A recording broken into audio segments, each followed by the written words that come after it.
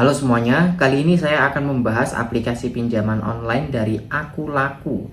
Jadi kenapa limit Akulaku tidak bisa digunakan? Saya lihat banyak sekali orang-orang yang mencari informasi tentang hal ini. Kenapa limit Akulaku tidak bisa digunakan? Jadi langsung aja kita ke aplikasi Akulakunya. Nah, pertama kita klik halaman Pay Later. Jadi limit yang ini teman-teman, ataupun limit yang keuangan. Kalau menurut saya yang ditanyakan oleh banyak orang adalah limit pay letter gitu. Karena untuk limit yang pinjaman ini nggak ada kendala teman-teman ya. Rata-rata pada cair semua, baik itu pinjaman ataupun dana cicil gitu. Nah untuk pay letter ini memang banyak sekali yang mengalami kendala, limit Akulaku ini tidak bisa digunakan. Nah contoh di sini limit saya tersedia adalah 1.100.000. Maka ketika saya gunakan untuk belanja misalkan, itu kadang di ACC kadang enggak gitu.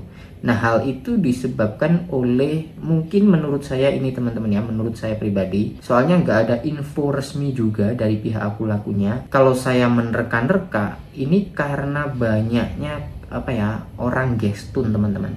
Sebenarnya limit pay letter ini kan digunakan untuk belanja, nggak bisa dicairkan. Nah karena banyak sekali yang berusaha untuk gestun atau mencairkan ke rekening dengan cara apapun, misalkan pakai jasa atau pakai scan gitu ya, makanya pihak Akulaku ini kayak sementara membatasi aktivitas pay letter gitu. Contoh di sini untuk scan, di sini punya saya udah nggak bisa scan teman-teman. Biasanya kan orang-orang ini gestun pakai scan dengan barcode kris gitu, lalu uangnya kan masuk di kris mereka, lalu mereka cairkan ke rekening bank.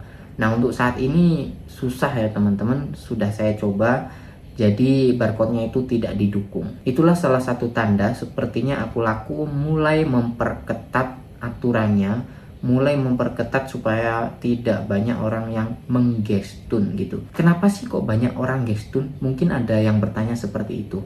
Ya karena mereka butuhnya duit, bukan belanja ya teman-teman. Mereka butuh duit mentah yang bener-bener duit.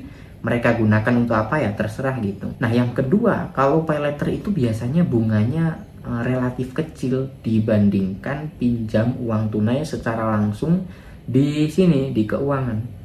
Sebenarnya kan Akulaku ini sudah menyediakan untuk pinjaman tunai yang cair langsung berupa duit gitu ya.